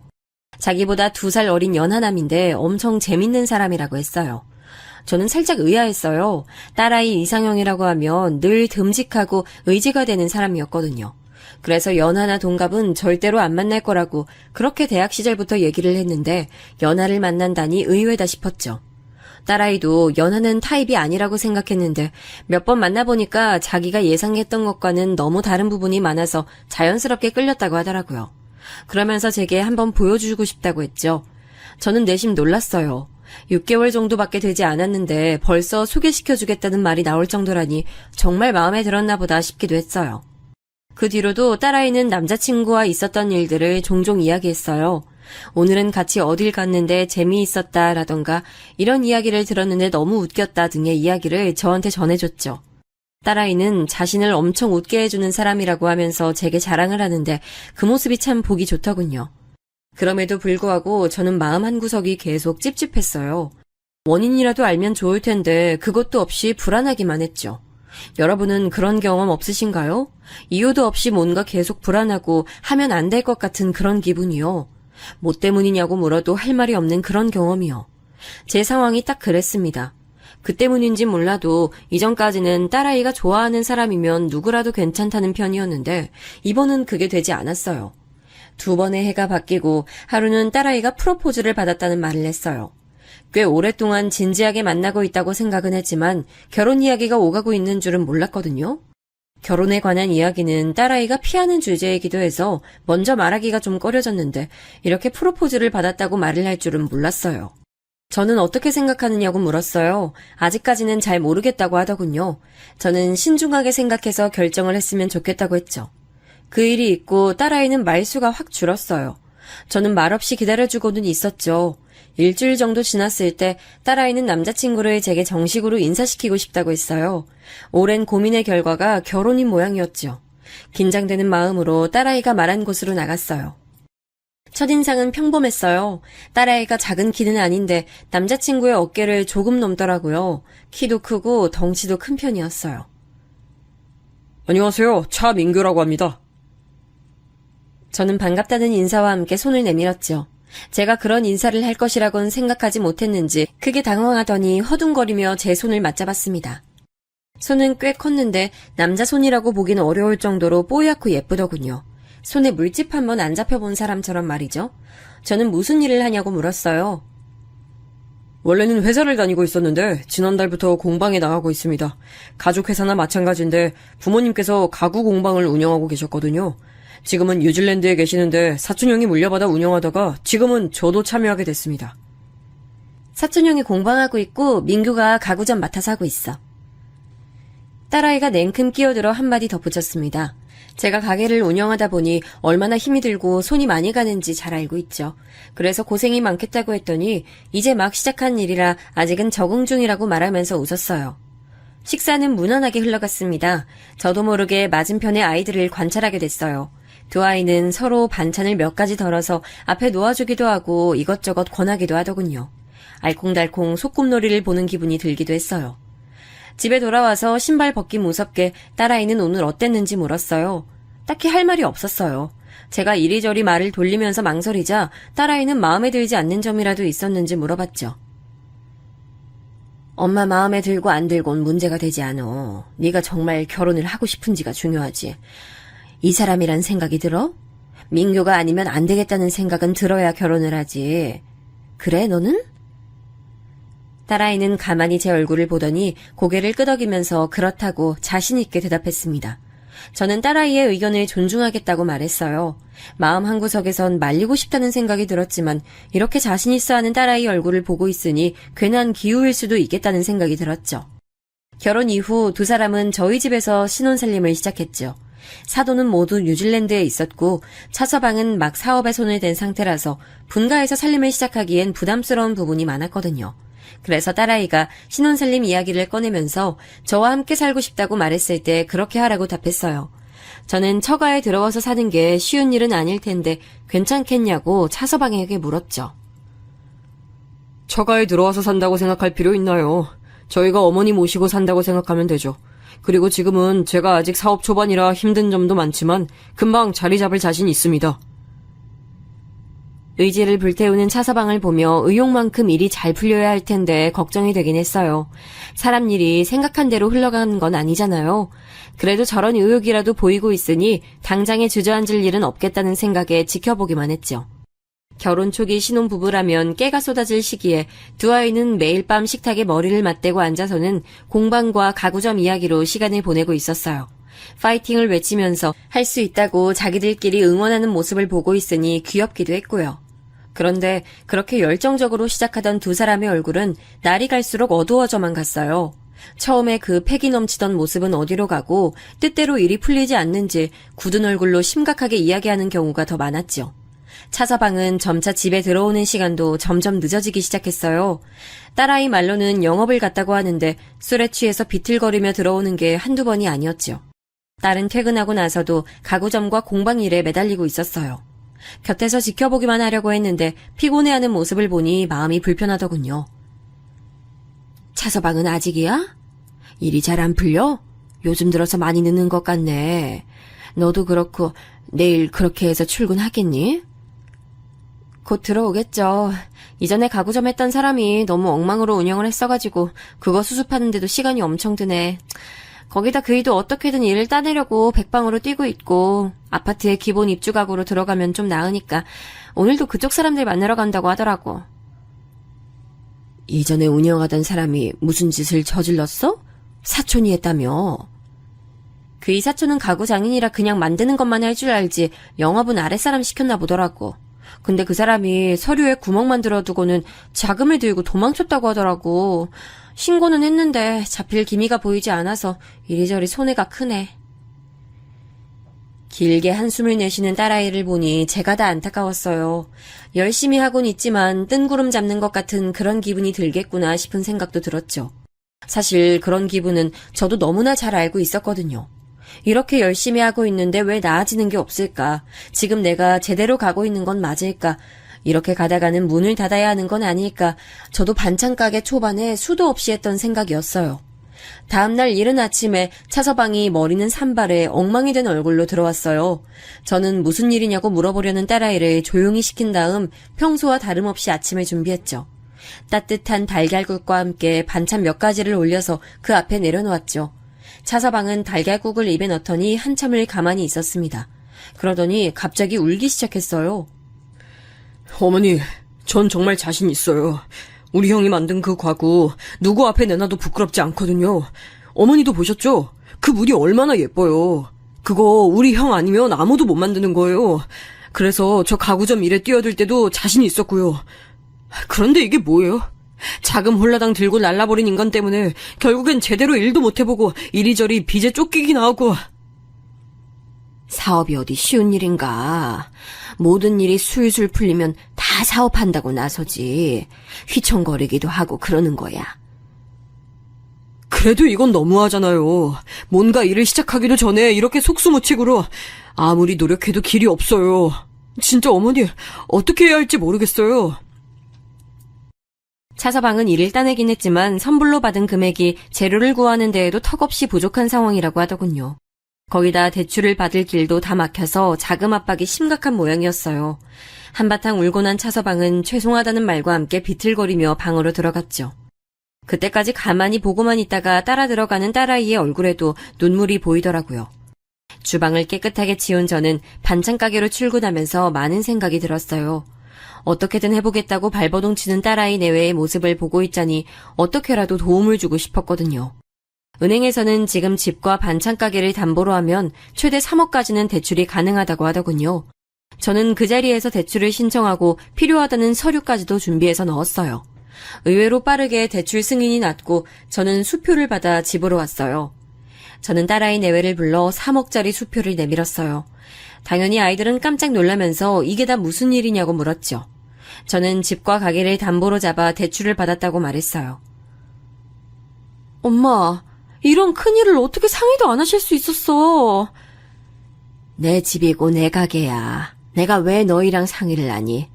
그리고 그냥 주는 거 아니다. 가구점 안정되면 이자도 꼬박꼬박 받고 생활비도 받을 테니까 각오하고. 그래도 어머니, 이건 너무 큰 돈이에요. 이 돈을 어떻게 제가...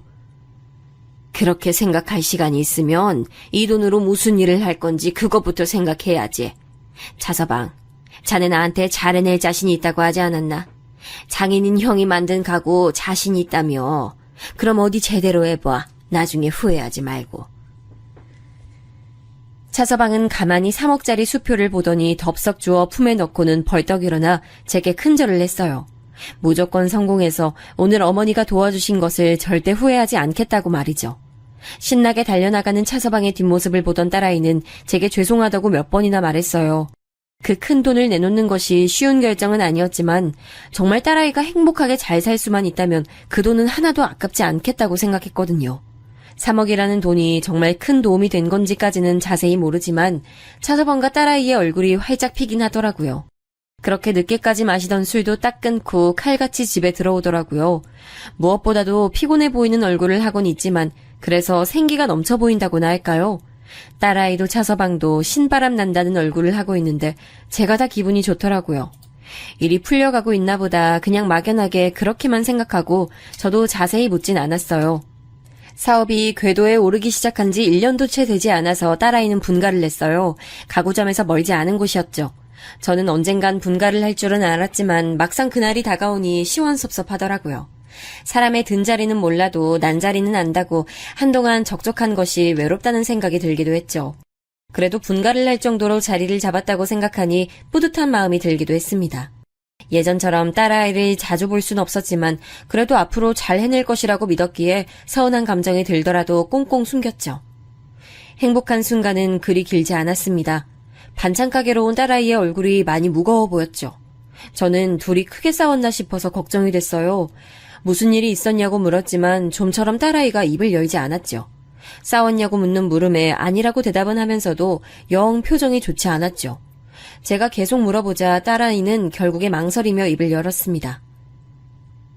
엄마, 나는 그이랑 나 닮은 애를 갖고 싶은데 그이는 아닌가 봐. 연애할 때 자기는 아이들 좋아하지 않는다고 말해서 알고는 있었는데 그래도 결혼했으니까 조금은 달라졌는가 싶었는데 여전하네. 우리 사이에 아이는 낳지 말자고. 그래서 넌 뭐라고 대답했는데? 그렇게 하자고 했어? 아니요, 나는 갖고 싶다고 말했지. 그런데 정색까지 하면서 절대로 애는 낳지 않을 거라고. 자기는 아이들이 너무 싫대. 귀찮고 자신 없다고. 그러니까 아이에 대해선 2번 다시 이야기하지 말라고 하더라고. 딸아이가 얼마나 아이들을 좋아하는지 잘 알고 있던 저로선 한숨만 나올 뿐이었죠. 저는 왜 그런 중요한 문제를 결혼 전부터 이야기하지 않았느냐고 다그쳤지만 딸아이는 결혼하고 나면 자기 자식인데 생각이 바뀔 줄 알았다고 하더군요. 엄마가 차서방 만나서 얘기 좀 해볼까? 딸아이는 벌쩍 뛰면서 그건 절대 안 된다고 했어요. 부부 사이 일에 제가 나서는 건 아닌 것 같다고 말이죠. 그 말이 틀린 건 아니라 저도 차서방에게 따로 이야기를 하진 않겠다고 했어요. 저는 딸아이에게 혹시나 차서방이 그런 생각을 하게 된 계기가 있는지 천천히 알아보고 둘이서 충분히 이야기를 나눠보라고 했죠. 평소 아이들이 좋아하는 반찬을 챙겨 보내면서 이런 경우엔 어떻게 하는 게 정답일까 고민이 됐어요. 딸아이는 나서지 말아달라고 했지만 그래도 그냥 이대로 두기에도 좀 아닌 것 같다는 생각이 들었죠. 그리고 얼마 후 저녁 식사를 함께하는 자리였어요. 차서방이 멋지게 스테이크를 구워주겠다고 시장을 봐서 왔더라고요. 고기가 맛있는 부위이기도 했지만 정말 놀랄 정도로 완벽하게 구운 덕분에 식사 시간은 웃음이 가득했죠. 와인도 한 모금 하고 나서 저는 망설이던 얘기를 꺼냈어요.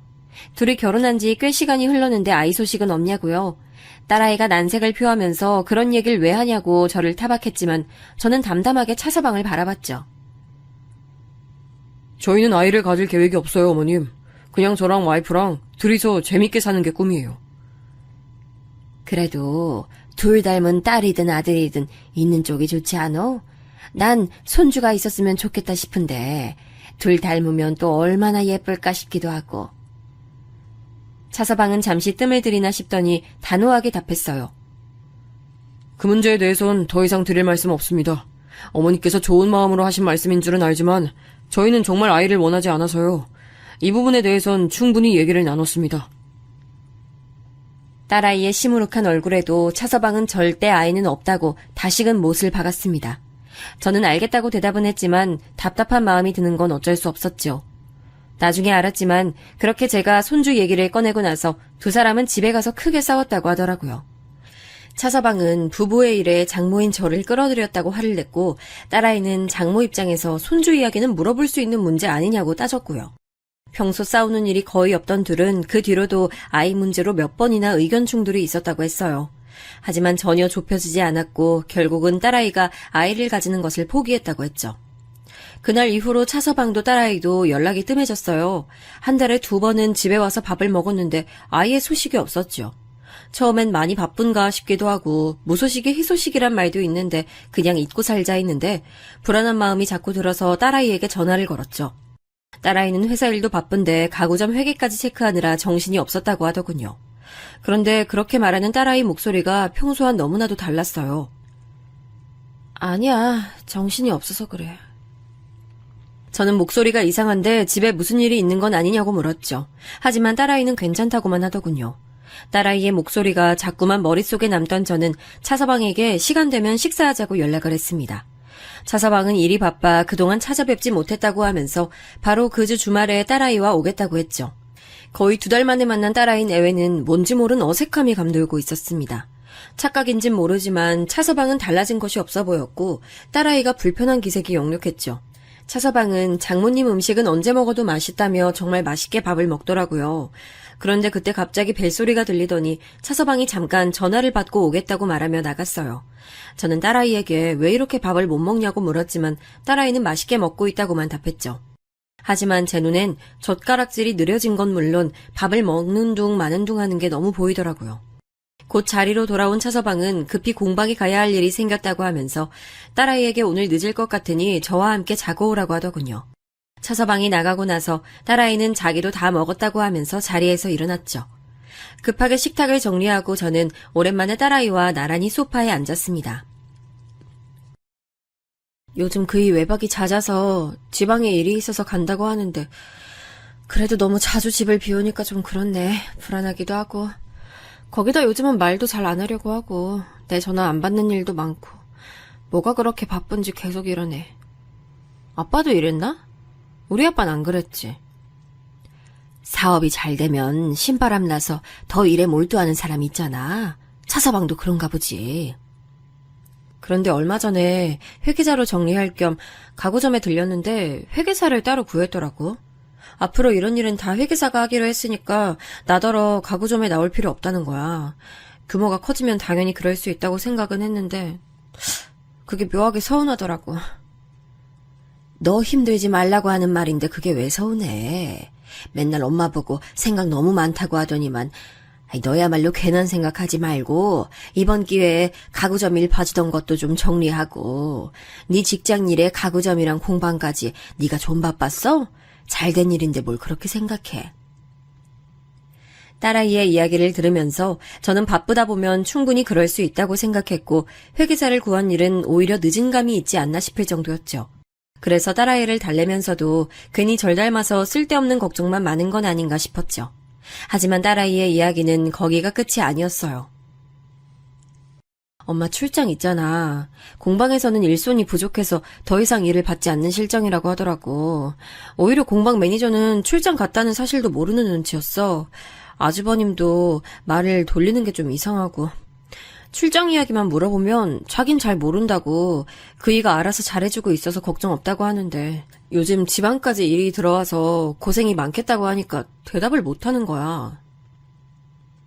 이어지는 딸아이의 말에 저도 무언가 이상하다는 느낌을 받았어요. 차 안에 자질구레한 것들이 많아서 치워주려고 했는데 모르는 카드 회사에서 날라온 고지서도 있고 이름만 들어본 브랜드 종이 가방도 몇 개나 있더라고.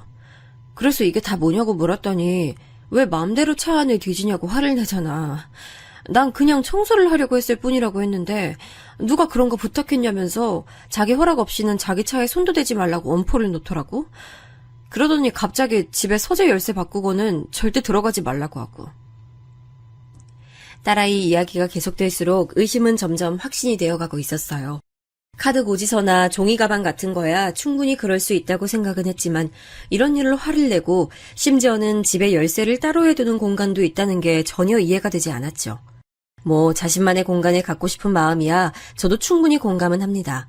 실제 주변에서 여유만 된다면 딱 자신만을 위한 공간을 만들고 싶다는 이야기를 하는 사람들이야 많았으니까요. 저는 딸아이에게 남자들은 자기들만의 아지트를 필요로 하는 경우가 많다고 다독였지만 제 마음은 이미 의구심으로 가득했죠. 딸아이가 가고 나서도 저는 줄곧 불안감에 잠자리를 설쳤어요. 마치 딸아이가 처음 차서방에 관한 이야기를 했을 때 그런 같은 기분이 들었지요. 그리고 이 불안감은 결국 현실이 되어 눈앞에 나타났죠. 딸아이 회사 주변에서 원데이 쿠킹 클래스 진행에 있어서 갔다가 점심이나 같이 할까 싶어 카톡을 남겼어요. 읽긴 읽더니만 아무리 기다려도 답이 없었죠. 많이 바쁜가 하고 지나가려는데 딸아이가 근처 카페에서 누군가 이야기하는 모습이 보이더라고요. 친구랑 약속이 있었는가 보다 하고 그냥 지나가려는데 맞은편에 있던 여자가 벌떡 일어나더니 딸아이의 머리에 그대로 커피를 쏟더군요. 눈에 불이 번쩍했어요. 지금 저게 무슨 일인가 했죠. 저는 카페로 뛰어들어갔어요. 그리고는 딸아이를 살벌하게 노려보며 이야기하는 여자의 손목을 휘어잡았죠. 당신 뭐야? 내 딸한테 뭐 하는 짓이야? 우리 애가 뭘 그렇게 잘못했다고 커피를 부어? 당신 누구야? 여자는 아프다고 소리를 지르면서 지금 누가 누구한테 화를 내고 있냐며 당장 손 치우라고 언성을 높였죠. 저는 여자를 잡은 손에 더 힘을 주려 했지만 딸아이가 말리더라고요. 저는 제게 매달리는 딸아이를 밀치고는 그 여자에게 이유를 말하라며 한 걸음 다가갔어요. 하지만 곧 손목을 잡고 있는 손에 힘을 풀어야만 했죠. 임신을 했더라고요. 배를 보니 7, 8개월은 되어 보였어요. 임산부에게 막대할 수는 없겠다 싶어서 한 발 물러서기로 했죠. 그 여자는 제가 쥐고 있던 손목이 아팠는지 이리저리 손목을 돌려보고는 저를 노려보며 고소하겠다고 이대로 절대 못 넘어가니까 각오하라고 했죠. 저는 화가 머리끝까지 차올랐어요. 딸아이는 제 앞을 막아서면서 그 여자에게 가라고 하더군요. 저는 가긴 어딜 가냐고 했지만 딸아이가 제 팔을 붙들고 놔주질 않았어요. 그 힘이 어찌나 강한지 제가 다 놀랄 정도였죠. 그 여자가 카페를 빠져나가고 나서 딸아이는 어디론가 전화를 걸고는 제게 집으로 가자고 하더군요. 가서 다 이야기를 하겠다고 말이죠. 집까지 어떻게 왔는지는 전혀 기억이 나질 않았어요. 무작정 달렸죠. 도대체 왜 딸아이가 그런 수모를 겪으면서도 한마디 반격을 하지 못했는지 너무 궁금했거든요. 집에 도착한 저는 우선 딸아이에게 씻고 나와서 이야기를 하자고 했어요. 그동안 저는 흥분된 마음을 가라앉히기 위해 노력했습니다. 세상을 다 잃은 사람처럼 무표정한 딸아이의 얼굴이 자꾸만 머릿속을 맴돌았지만 저는 심호흡하면서 평정심을 가지기 위해 노력했죠. 곧 나온 딸아이는 뜨거운 유자차를 손에 쥐고 가만히 고개만 숙이고 있었어요. 저는 자꾸만 조바심이 나려는 것을 참아내며 기다렸죠. 엄마 아까 그 여자 임신한 거 봤어? 배 많이 불렀지. 6개월이래. 쌍둥이라서 배가 좀 많이 불렀다고 하더라고. 저는 그 여자의 임신이 도대체 무슨 상관이 있느냐고 물었어요. 그 와중에 머릿속에서는 설마 아닌 나쁜 생각이 고개를 들고 있었죠. 저는 긴장되는 마음으로 딸아이를 바라봤습니다. 그 아이 아빠가 그 일에 차민교, 그 사람 애래. 제가 생각했던 최악의 상황에 저는 할 말을 잃었어요. 그렇게 자식은 안 낳겠다고 하던 사람이 밖에서 여자를 만들어 아이까지 가지게 했다는 게 믿을 수가 없었죠. 그런데 가정 있는 남자랑 바람이 나서 아이를 가진 것이 뭐가 자랑이라고 널 찾아왔고 너한테 커피는 왜 부었는데? 잘못은 그쪽이 했잖아. 왜 너한테 그러는 거야? 너는 왜 가만히 있고?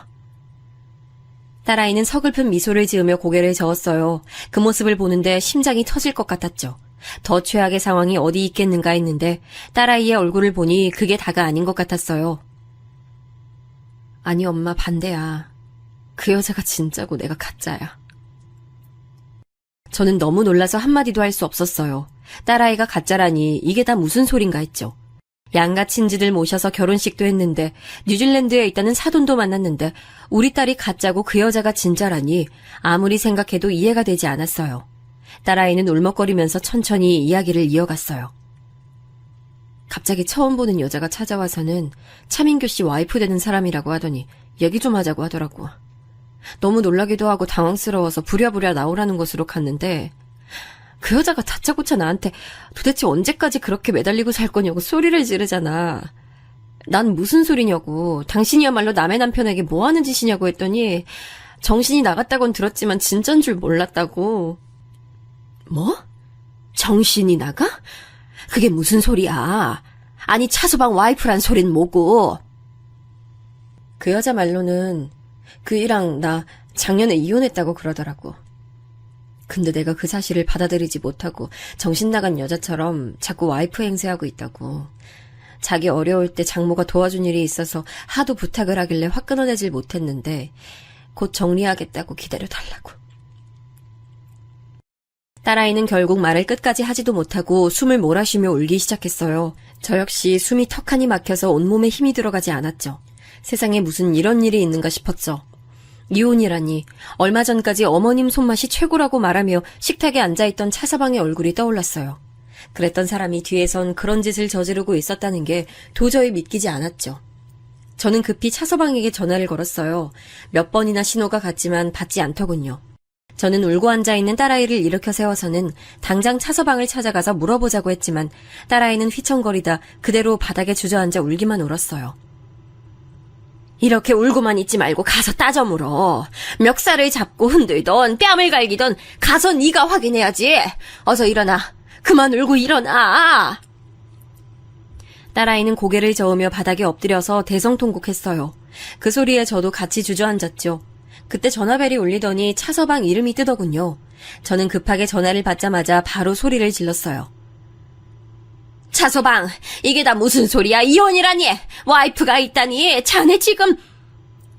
아이, 진짜 시끄럽게 무슨 기차화통을 삶아먹었나, 교양 없기는. 저는 차서방의 차가운 목소리에 핸드폰을 든 채로 굳어버렸어요. 방금 무슨 말을 들은 건지 혼란스러웠죠. 이야기 다 들었어요. 이렇게 알릴 일은 아니었는데 뭐 어차피 알게 될 일. 일찍 하나 늦게 하나, 안 그래요? 이혼은 이미 성립된 상태고 위자료는 뭐 살던 집 처분해서 줄 테니까 그거 먹고 떨어지면 되고, 장모님은 3억 제가 갚아드릴 테니까 계좌나 불러주세요. 자네 지금 뭐 하는 짓이야? 우리가 자네한테 어떻게 했는데 지금 뭐라고? 그러니까 내가 돈 돌려준다잖아. 그동안 고마웠다니까. 잘 끝내려고 했는데 우리 럭키즈 엄마가 찾아갈 줄 알았나. 하긴 뭐 어쩔 수 없긴 하지. 원래 임산부가 예민하잖아요. 이해하세요. 뻔뻔스러운 목소리와 말투에 저는 뒷목이 뻣뻣해지는 것 같았어요. 차서방은 빨리 계좌나 알려달라고 하더니 제가 말을 잇지 못하자 그럼 딸아이 계좌로 돈을 넣어줄 테니 깔끔하게 서로 다시는 보지 말자고 하면서 전화를 끊었죠. 아무 소리도 들리지 않는 핸드폰을 들고 전 아무것도 할 수 없었죠. 이대로 그냥은 억울해서 안 되겠더라고요. 저는 비틀거리며 일어나서는 당장이라도 그놈을 찾아가 어디 한 군데라도 분질러버리겠다고 다짐했어요. 하지만 그렇게 나가려는데 딸아이의 몸이 좀 이상하더라고요. 엎어져 있던 딸아이가 움직이질 않았죠. 너무 놀란 저는 딸아이를 흔들며 이름을 불렀지만 온몸에 힘이 하나도 없는지 그대로 축 늘어졌어요.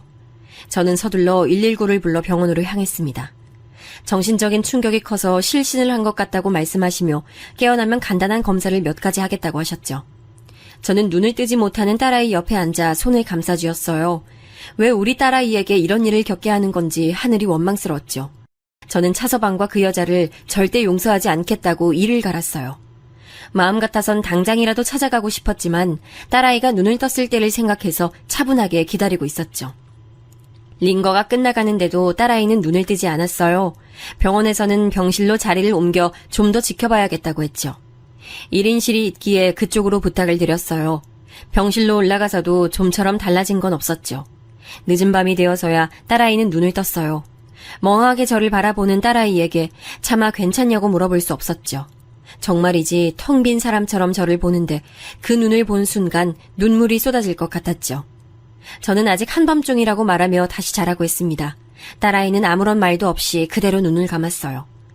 아침이 되자 의사 선생님께서는 확인을 몇 가지 하시더니 기본적 검사를 받자고 하셨어요. 다행히 결과는 깨끗했지요.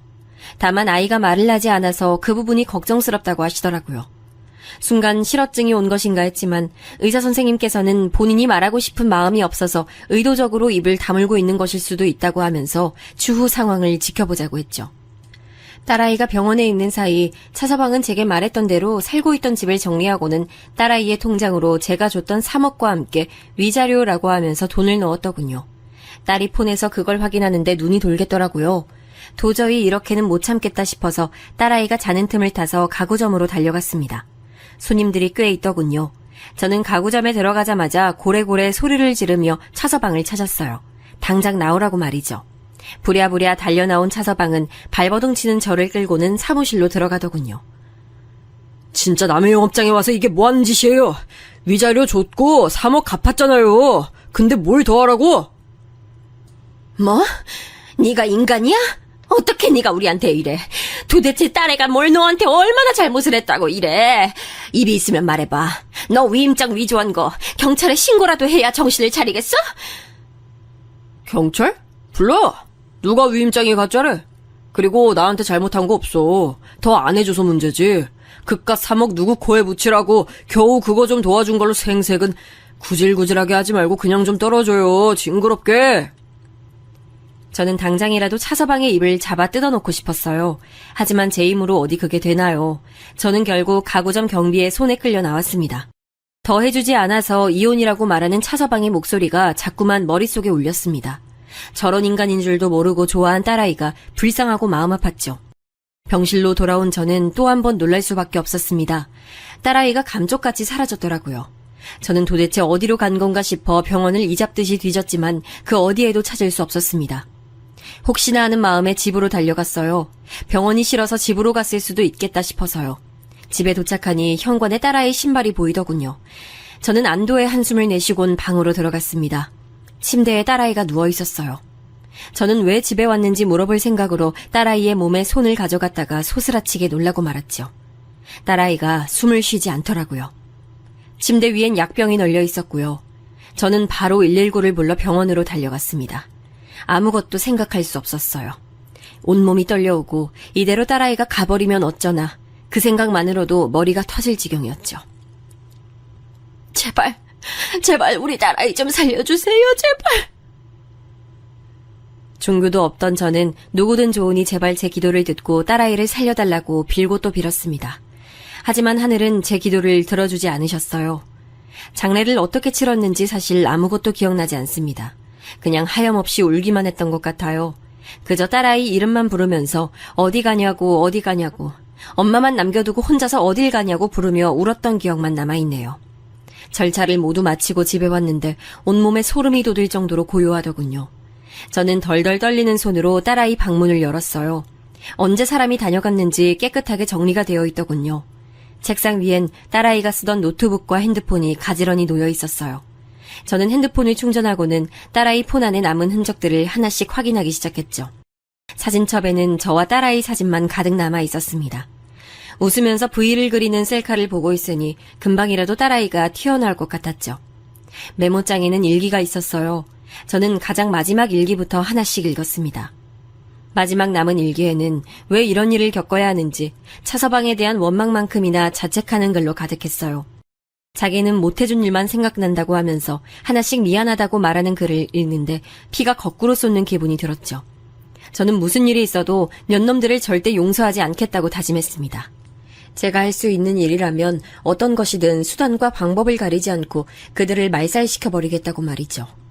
일기를 읽어갈수록 딸아이가 힘들어하던 것이 너무 고스란히 느껴져 마음이 찢어질 것 같았습니다. 그러다 저는 이상한 글귀를 발견했어요. 유능한 회계사였던 딸아이는 가구점과 공방 사이의 숫자들이 맞지 않는 것 같아 고민이라고 적어뒀더라고요. 한두 번이 아니라 더 신경 쓰이는데 차서방이 이야기를 하면 자꾸 피하는 느낌이 든다고 말이죠. 날짜로 보니 이 글귀가 등장하고 거의 바로 전문 회계사를 들였더라고요. 저는 딸아이의 일기를 더 열심히 읽었습니다. 그러자 딸아이가 이상한 숫자들을 따로 정리했다는 것을 알게 됐지요. 노트북에 확인을 해보니 정말 폴더에 따로 정리한 것들이 있더라고요. 사실 전문적인 것들이라 뭐가 문제인지는 확인이 어려웠지만 직감적으로 이것이 문제가 된다는 것을 알 수 있었어요. 저는 딸아이 방에 있는 아무 USB를 찾아 자료를 복사하고는 집을 나섰습니다. 상복을 벗지도 않고 찾아간 곳은 공방이었어요. 사돈 총각은 저를 보자마자 화들짝 놀라며 서둘러 저를 공방 구석의 작은 사무실로 데리고 들어갔어요. 차서방이 알면 무슨 일이 생길지 모르는데 여긴 왜 오셨냐고 하더군요. 이미 제가 한바탕 가구점을 엎었던 이야기를 다 알고 있는 것 같았죠. 사돈 총각, 알고 있었죠. 차서방한테 다른 여자 있다는 거. 그러면서 우리한테 숨겼죠. 제 추궁에 사돈 총각은 고개를 푹 숙이고는 죄송하다는 말만 하더군요. 저는 그런 말을 듣고 싶은 생각이 조금도 없었어요. 저는 묻고 싶었던 사실을 바로 꺼냈어요. 혹시 차서방이 공방이랑 가구점의 돈으로 장난치고 있는 거 알고 있어요? 딸아이가 남긴 자료 보니까 숫자가 많이 안 맞는다고 돼 있던데. 알고 있었죠? 같이 모의했어요? 사돈 총각은 사색이 된 얼굴로 자신과는 무관한 일이라고 하더군요. 정말 자신은 가구를 만드는 것 그 외에는 아무런 관심이 없다고도 했죠. 저는 딸아이가 남겨놓은 일기 이야기와 함께 자세한 건 모르지만 숫자가 맞지 않는 자료를 봤다고 말했죠. 사돈 총각은 딸아이가 스스로 목숨을 끊었다는 사실에 충격을 받았는지 아무 말도 못하더군요. 저는 들고 있는 자료가 분명 폭탄이 될 것이라고 확신했어요. 그래서 딸아이와 친하게 지냈던 미연이를 찾아가 자료를 보여줬죠. 얼마 보지도 않았음에도 바로 횡령이 있었다고 확신을 하더군요. 꽤 큰 금액으로 저지르고 있다는 말과 함께 그 대상이 다 하나라고 하더군요. 이 기업이랑 무슨 억하심정이 있는진 모르지만 이 기업에서 나오는 돈만 가지고 지금 장난을 쳤어요. 금액도 그렇지만 종류도 다양하네요. 저는 이 사실을 가지고 회사를 찾아가면 어떻게 될 것 같냐고 물었어요. 미연이는 기업으로 찾아가면 아마도 장부에 장난친 사람을 그냥 두지 않을 것이라고 하더군요. 다음날 아침 일찍부터 저는 회사 건물 앞에서 기다렸어요. 9시쯤 되니까 남자가 사람들을 대동하고 나타나더군요. 저는 사람들을 밀치고 그 앞을 막아섰어요. 당연히 경비들이 저를 끌어내기 위해 몰려들었죠. 저는 꼭 봐야 할 것이 있다고 말하면서 시간을 달라고 난동을 부렸어요. 처음엔 그냥 지나치려던 남자는 제 입에서 가구점 이름이 나오자 저를 사무실로 안내하라고 하더군요. 자리에 앉기 무섭게 남자는 하고 싶은 말을 하라고 했어요. 저는 USB를 내밀면서 직접 확인하라고 했죠. 그는 두 말 없이 컴퓨터 옆에 앉더니 한참을 확인하더라고요. 그러더니 어디론가 전화를 걸어 회계팀장을 불러서는 다시 확인을 했어요. 저는 침착하게 기다리고 있었죠. 팀장이란 사람이 뭐라고 이야기를 하자 불같이 화를 낸 남자는 당장 자세하게 알아오라고 하고는 팀장을 보냈어요. 이 사실 어떻게 하셨습니까? 보통 자료가 아닌데요. 우리 딸이 남겨줬어요. 차서방이, 아니, 차민교. 그 인간 가구점 관리를 했었거든요. 차서방이라 그럼 따님이 이혼했다는 전 부인이군요. 동생에게 들었습니다. 저는 그제야 이 남자가 그날 만났던 임산부와 많이 닮았다는 것을 알았습니다. 그리고 더 해주지 않아서 헤어진다고 말했던 것이 무슨 뜻인지 단박에 이해가 갔죠. 저는 딸아이와 차서방에 대해 모든 걸 말하기 시작했어요. 중간중간 울음이 터져 말을 잇지 못하기도 했지만 그때마다 남자가 천천히 말씀하라고 다 듣겠다고 하더군요. 제 이야기가 다 끝나자 남자는 귀한 자료를 넘겨주신 대가로 원하는 것을 들어드리겠다고 말했어요. 아무것도 다 필요 없습니다. 그저 우리 딸아이, 억울하게 눈 감은 우리 딸아이를 위해서 차민교, 그놈에게 지옥을 보여줄 수 있었으면 좋겠습니다. 남자는 모든 법적인 조치를 취할 예정이니 그 부분은 염려하지 말아달라고 하더군요. 저는 제발 부탁드린다는 말과 함께 만약 이 일이 제대로 되지 않는다면 이번엔 언론사로 가겠다고 말했어요. 남자는 결과를 지켜봐달라고만 하더군요. 집에 돌아온 저는 혹시나 모를 상황을 대비해서 몇 개의 더 복사본을 만들어두고는 집안 구석구석 숨겨뒀어요. 이틀 동안 정신없이 돌아다녔더니 온몸에 힘이 하나도 들어가지 않았죠.